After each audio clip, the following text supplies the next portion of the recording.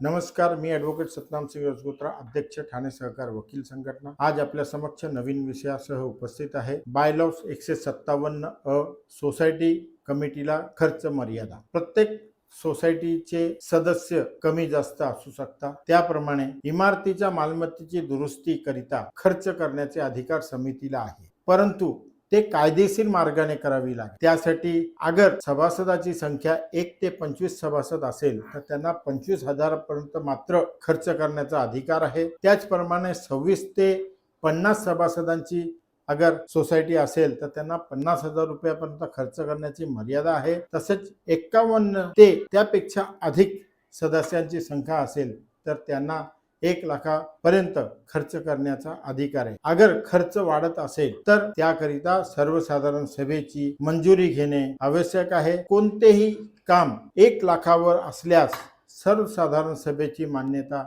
घेणे बंधनकारक आहे। धन्यवाद। जय हिंद, जय महाराष्ट्र।